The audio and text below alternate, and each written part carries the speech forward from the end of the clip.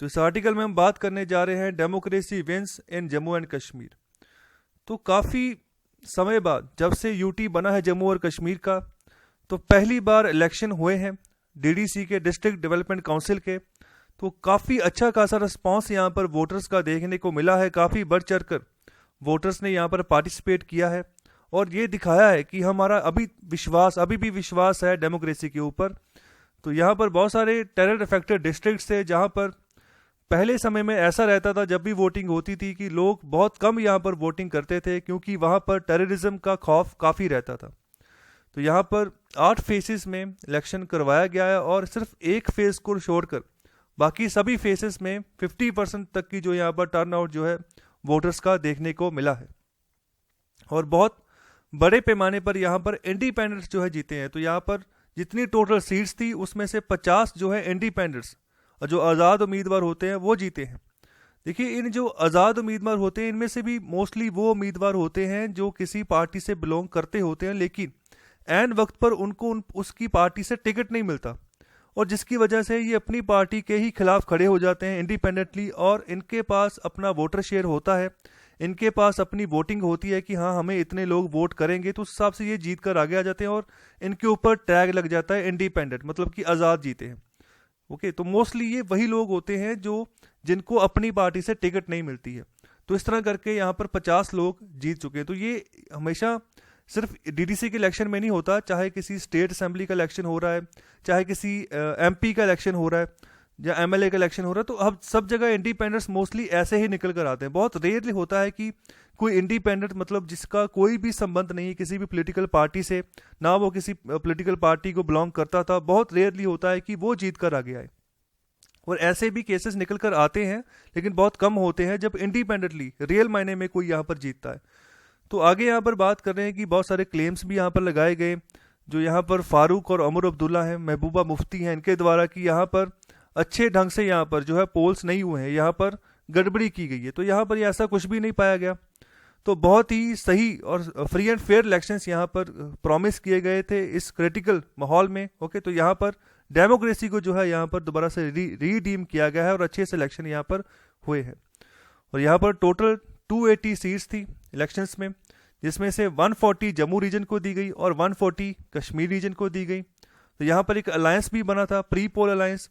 Pre poll alliance मतलब कि election होने से पहले से जो कुछ पार्टीज मिलकर अपना अलायंस बना लें। तो बहुत सारे अलायंस ऐसे भी होते हैं जो यहाँ पर इलेक्शन होने के बाद भी होते हैं। तो फॉर एग्जांपल जैसे आप महाराष्ट्र में देखो तो शिवसेना, शिवसेना, जो उसके बाद जो शरद पवार जी की पार्टी है एनसीपी, नेशनलिस्ट कांग्रेस पार्टी और कांग्रेस पार्टी, इन तीनों का अलायंस हुआ, लेकिन ये इलेक्शन के बाद हुआ। ओके, तो हम इसको बोल सकते हैं पोस्ट पोल अलायंस।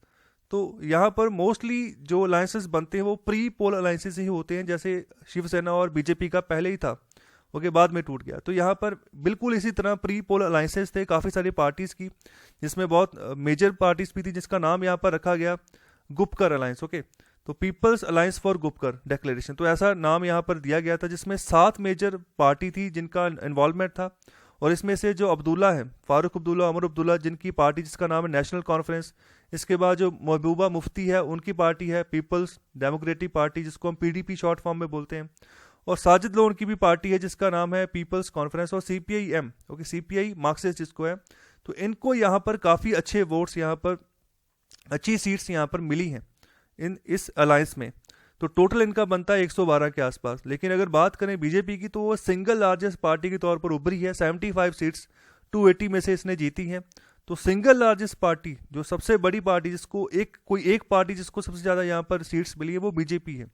लेकिन बात करें अलायंस की तो उस हिसाब से यहाँ पर अलायंस के पास ज़्यादा सीट्स चली गई, क्योंकि उनके पास एक से ज़्यादा पार्टी के यहाँ पर ग्रुप बना हुआ है। तो यहाँ पर दोनों के दोनों जो गुपकर अलायंस भी बना है और जो बीजेपी है, तो यहाँ पर एक कंफर्ट जो है उनको देखने को मिला है इन रिजल्ट्स के तौर पर। और आगे यहाँ पर बात कर रहे हैं कि बीजेपी ने पहली बार यहाँ पर 3 सीट्स जीती हैं कश्मीर रीजन में, और टोटल जो वोट्स इनको पड़ी हैं वो है 4,87,364 वोट्स, जो कि बीजेपी को पड़ी हैं। तो यहाँ पर ये वोट्स ज़्यादा हैं, जो यहाँ पर नेशनल कॉन्फ्रेंस, पीडीपी और कांग्रेस को अगर इकट्ठा कर दें तो इनको वोट पड़ी है 4,79,685, मतलब कि इनको टोटल इकट्ठा करके जितनी वोट्स पड़ी हैं उससे ज़्यादा बीजेपी को वोट्स यहाँ पर पड़ी हैं। और यहाँ पर टोटल 50 जो है इंडिपेंडेंट्स जो आज़ाद उम्मीदवार जीते हैं।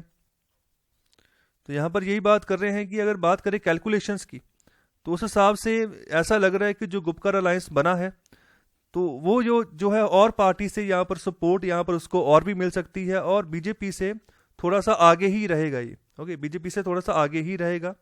आगे बात करें, जो जम्मू कश्मीर के जो लोग हैं उन्होंने अपनी वोट के ज़रिए अपने विचार जो है उनको व्यक्त किया है, अपना जो फेथ है उसको दर्शाया है कि हमारा डेमोक्रेसी और संविधान में अच्छा खासा प्रेम है, अच्छा खासा विश्वास है, और यहाँ पर हमें आस है कि आप हमारी ज़िंदगियों को बदलेंगे और हमारे लिए जो है नई अपॉर्चुनिटीज़ क्रिएट करेंगे आने वाले समय में। तो इसके ऊपर यहाँ पर फोकस करते हुए उन्होंने अपनी वोटिंग की है। और लास्ट में यही बात कर रहे हैं कि अभी पॉलिटिशियंस के ऊपर है, अभी जीत कर आगे हैं, तो अभी किसी पर्टिकुलर किसी छोटे लेवल पर या किसी पर्टिकुलर इंटरेस्ट के ऊपर फोकस ना करते हुए इनको फोकस करना होगा कि पूरा का पूरा जो यहाँ पर स्पेक्ट्रम है, जो यहाँ पर जो इनको काम करना चाहिए, पूरी की पूरी जो यहाँ पर जिस भी पोल या जिस भी एजेंसी से या जिस भी एरिया से ये चुनकर आ रहे हैं, तो उन एरियाज़ के जो लोग हैं उनको ऊपर फोकस करें, उनकी जो बात है उनको सुने, उनके जो मसले हैं उनको हल करें, और एक अच्छे सॉल्यूशंस जो है उनको प्रोवाइड करें, ताकि जो जो डेमोक्रेसी है उसको और स्ट्रेंथन जो है आने वाले समय में किया जाए, और जो लोगों ने यहाँ पर विश्वास व्यक्त किया है उसको जो है सही रखा जाए, बरकरार रखा जाए आने वाले समय के लिए भी। तो यही यहाँ पर आर्टिकल का यहाँ पर एंड है, और जिसमें बेसिकली यही बात की गई है कि डेमोक्रेसी को हमने और स्ट्रेंथन करना है। आप मुझे कमेंट बॉक्स में बताइए कि इलेक्शन कमीशन ऑफ इंडिया जो इलेक्शन कंडक्ट करता है वो भारत के संविधान के कौन से आर्टिकल के तहत आता है, और इलेक्शन कमीशन यहाँ पर भारत के संविधान के कौन से आर्टिकल के तहत यहाँ पर जो है इसका निर्माण किया गया है। और साथ ही साथ ये भी बताइए कि जो डीडीसी के इलेक्शन है वो election commission of India conduct करता है या फिर स्टेट इलेक्शन कमीशन जो है वो कंडक्ट करता है, तो इसके बारे में भी आप मुझे कमेंट बॉक्स में आंसर दीजिए। और लेक्चर के अंत में जम्मू और कश्मीर का मैप भी हम देख लेते हैं।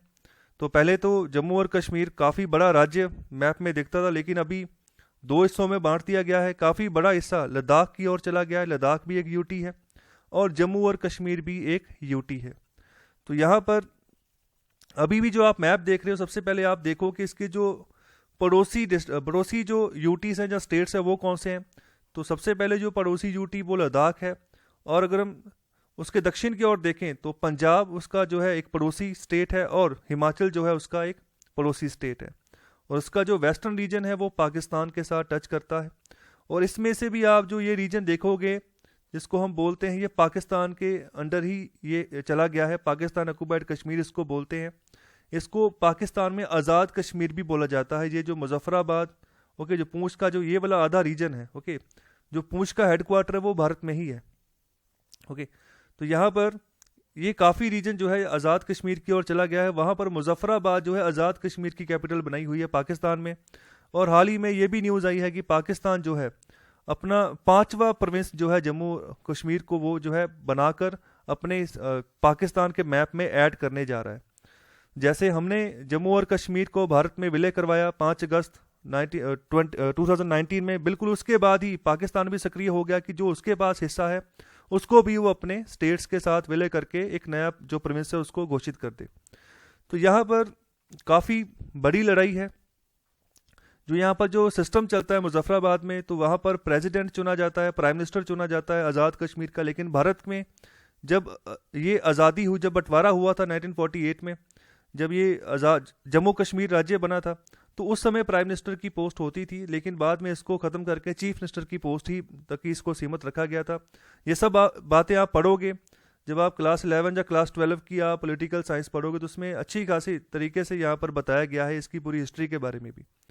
तो जो इसके इम्पॉर्टेंट एरियाज हैं तो आप देख सकते हो, जैसे जम्मू है, ओके उसके बाद कश्मीर रीजन है जहाँ पर श्रीनगर इसकी कैपिटल है, ये श्रीनगर है। ओके तो ये जितना भी ये रीजन पड़ता है पूंछ से लेकर ये शोपियाँ, ओके अनंतनाग और बंदीपुरा, ये सारा का सारा कश्मीर रीजन आ जाता है। और यहाँ पर राजौरी, रियासी, ये रामबान, जम्मू, उधमपुर, कठुआ, सांबा, ये सारा का सारा जो है ये जम्मू रीजन का हिस्सा बन जाता है।